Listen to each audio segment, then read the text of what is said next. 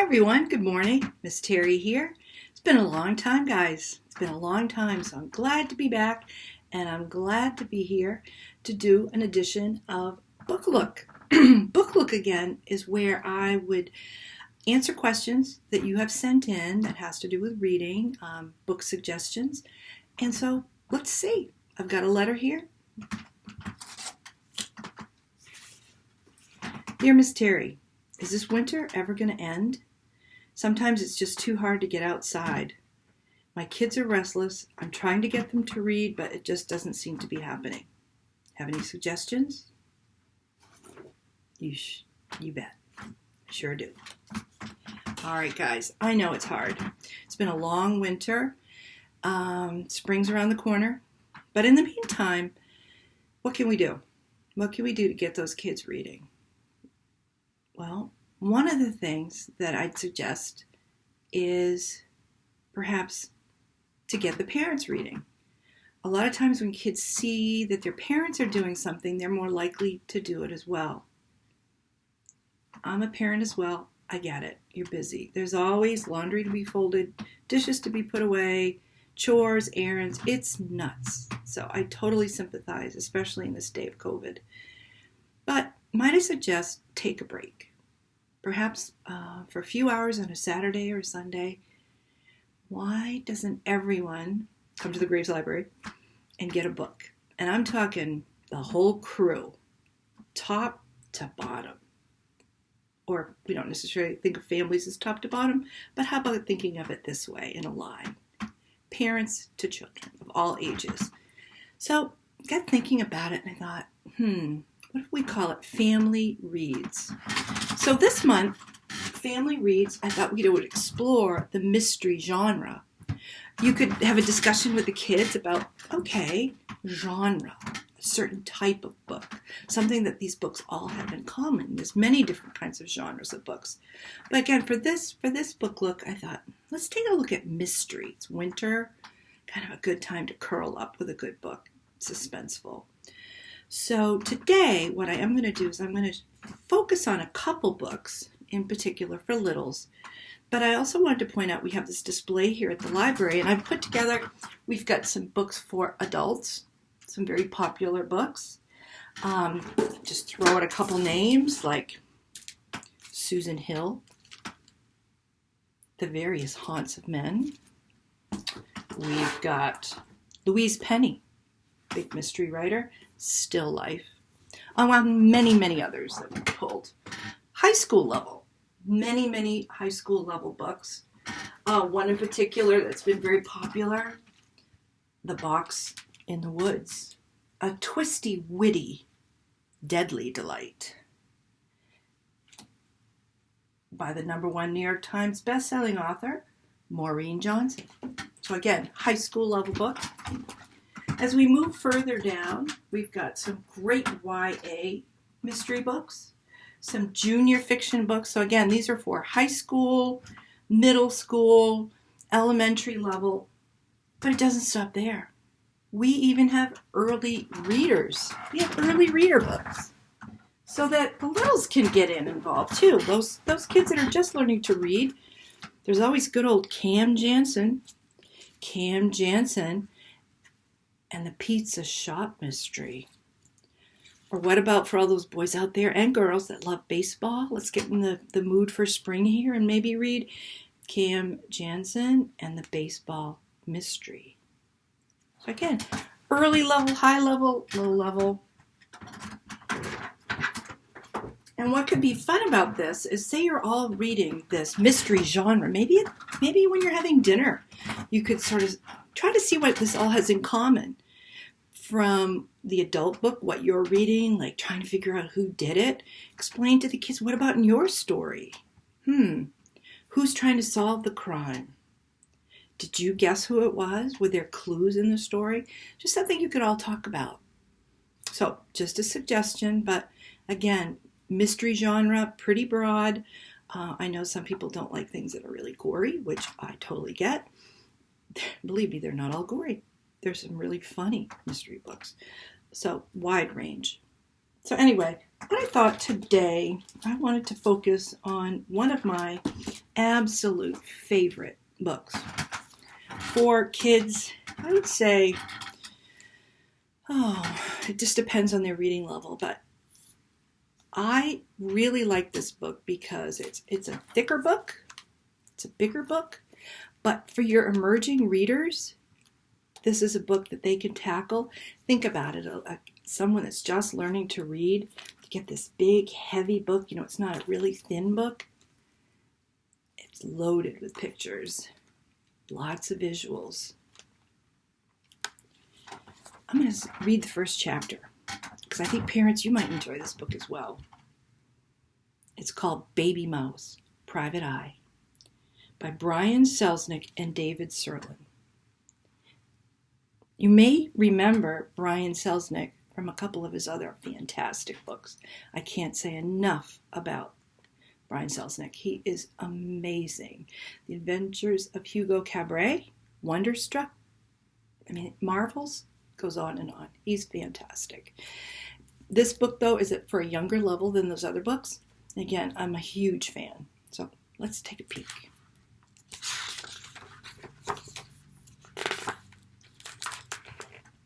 Wait.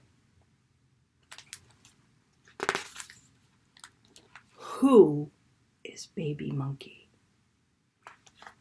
And then we draw her in. We've got a great big visual.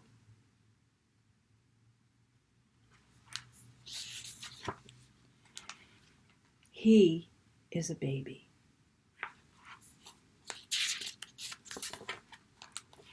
He is a monkey.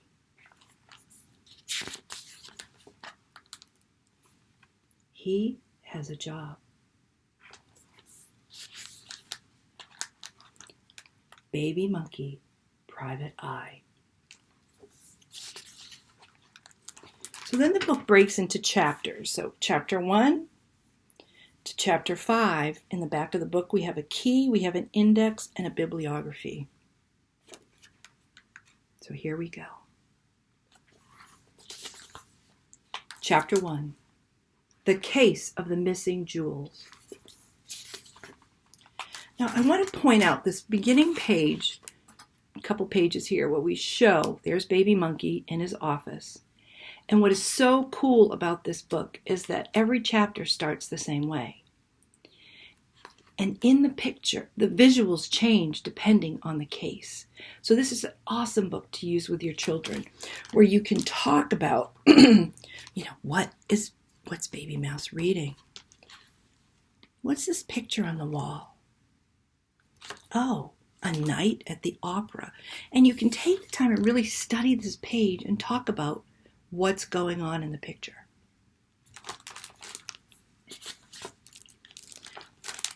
Baby Monkey, someone has stolen my jewels.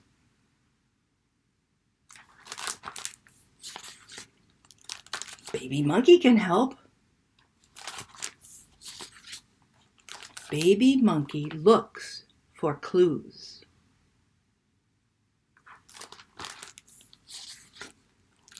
Baby Monkey writes notes.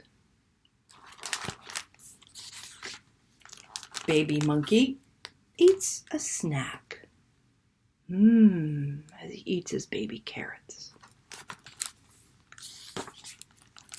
Baby Monkey puts on his pants.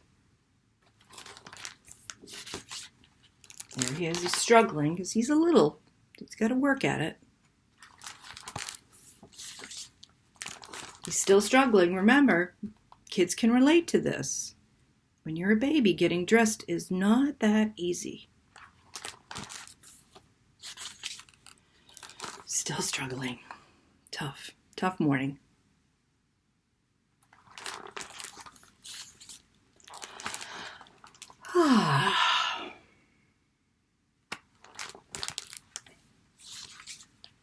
Now Baby Monkey's ready. So he's got his pants on and he is ready. So again, we're back to the office. And again, look closely, kids. Look closely. Do you see any clues?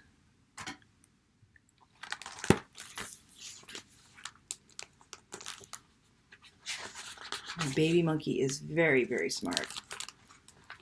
Aha! What does baby mouse see? Excuse me, what does he see? Baby monkey, I mean. What does he see? Baby monkey solves the case. He's really smart. How can that be? Oh my goodness. What is it? Zebra.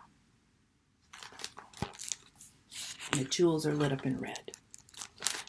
Hooray for baby monkey. And the paper says zebra guilty.